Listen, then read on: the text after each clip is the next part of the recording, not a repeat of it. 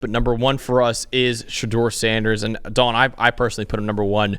Just 4 years of outstanding production, whether it be at Jackson State or at Colorado. 80-plus PFF grade in all 4 years. His grade improved every single year as a starter as well. He reads defenses like an NFL quarterback already. He is a pure distributor of the football. I mentioned before how this is a negative with Jackson Dart, how he really locks onto one receiver. Every mouth is fed when Shadeur Sanders is playing quarterback for Colorado.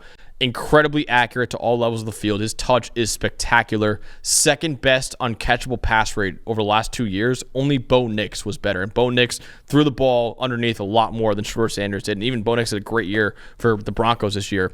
Does not put the ball in harm's way at all. 1.3% turnover-worthy play rate over the last 2 years. Again, only Bo Nix was lower than Shadeur Sanders. Incredibly poised despite taking a ton of hits from his offensive line. Clutch factor, too. There is not another quarterback in college football that you want in a 2-minute drill than Shadeur Sanders. Dalton, he has a 94 PFF grade on 2-minute drill at Colorado. That's the best in the nation by 2 points over the last 2 years. He was easily the best quarterback in the country in 2-minute drills. Now, the negatives. Pocket presence needs a lot of work. He was not a very... So listen, the O-line was not very good. Sanders also was not a very easy quarterback to block for. This is kind of the issue with Caleb Williams, where yes, the USC offensive line had some issues, but also he was not an easy quarterback to block for either at USC. Little bit of that for Shadeur Sanders at Colorado as well. We charted 168 pressures this year were his fault. Easily the most in college football. He drifts too often in the pocket. He makes it very hard for his offensive linemen to continuously hold up in protection. He's kind of average under pressure as well. His arm strength is just average. I think he wins more with his touch more than pure velocity or distance. He can still get the ball where it needs to go, but he doesn't have the arm to compensate if he's late, which is very rare. And also, he's a solid enough athlete to scramble when he needs to, but not necessarily a true rushing threat at the position. He's an average athlete, I think, overall for the position. So top-end physical traits are not there for Shadeur Sanders, but he plays a very, very clean game, does not force the issue, despite the entire offense and the entire team is relying on him. They don't run the ball at all at Colorado. So you would think that a guy who thinks, okay, I need to win, again, like Cam Ward and other guys, I need to win this game for us, there would be a little more recklessness in his game. There is no recklessness in Shadeur Sanders' game.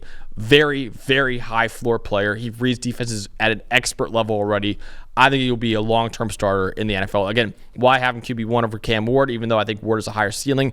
I think Sanders' floor is higher than Cam Ward. So that's why he's my QB1. Just want to fix that allowed pressure number real quick. So he was pressured 168 total times this year and led the country responsible for 44 of those. Oh, 44, right, yes, yeah. 44 of those and 17 sacks. Those are both most in the country. And being responsible for 26% of his own pressures is the 11th highest rate in the country. So you're right. And I think there's kind of a debate about this. I don't think it's that he's a slow processor, right? And I seriously believe that he wants to throw the ball in rhythm, right? I think he wants to, but you mentioned it.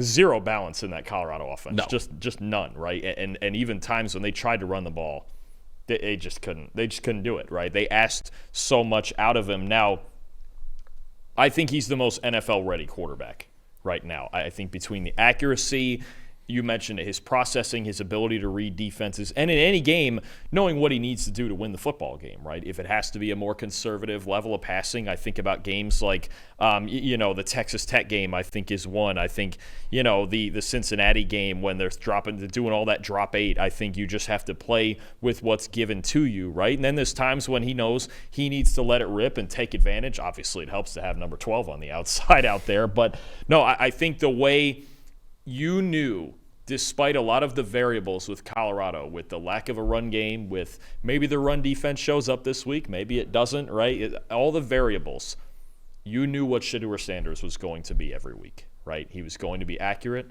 He was rarely going to put the ball in danger. Remember my stat last year about how Jaden Daniels had the best turnover-worthy play rate for anyone in the Power 4 in their career? Yeah. Well, Sanders broke that record. So, I mean, you're talking about a guy who I think has a very high floor, and you know what you're getting out of him. And, look, the ability to improvise, it's not on the level of Cam Ward or Jaden or Caleb Daniels and those guys, but can do it a little bit. Now, you're right. I think the one thing I would like to see him do much like I've said about a couple other guys, is step up vertically into the pocket. Yeah. Right? And we know, look, he works a lot with Tom Brady and talks to Tom Brady a lot off to the side. Who was better at it than Tom Brady, right? And I think within the pocket, much like, say, a Drew Brees, if you give him those windows, Shadeur's got very much an over-the-top delivery that can get it over the line of scrimmage. And, for a guy who's probably going to measure in at about 6'1" or so, right?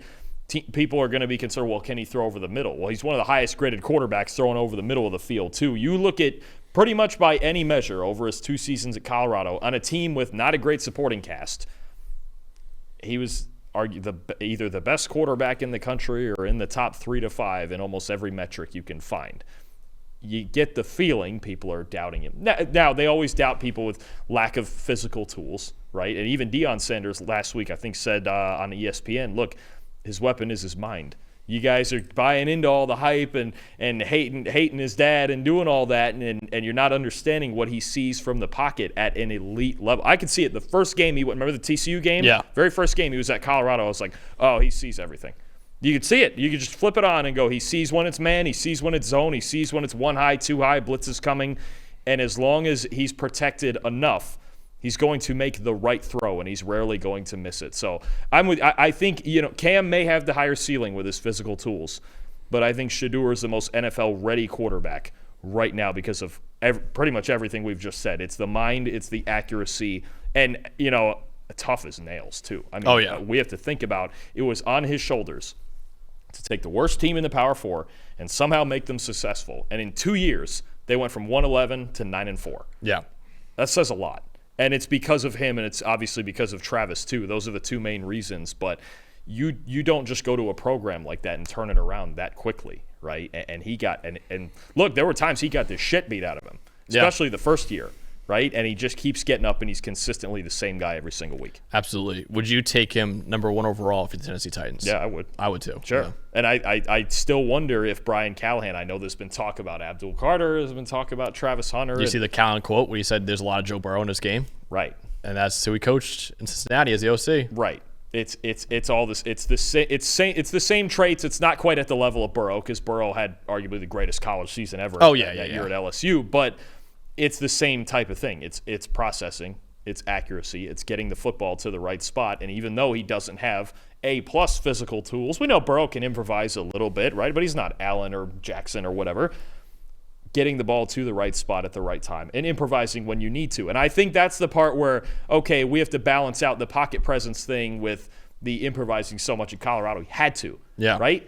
So if improvising when you need to means you have to do it a lot, he had to do it a lot at Colorado. I could tell you from even when he go back and watch a Jackson State tape, he wants to throw the ball in rhythm. There's just times at Colorado where he just couldn't. He just couldn't do it, right? He just either wasn't protected or it wasn't the most complex offensive scheme either that always, got guys open. They really relied on their talent and Shadeur's talents to make things happen.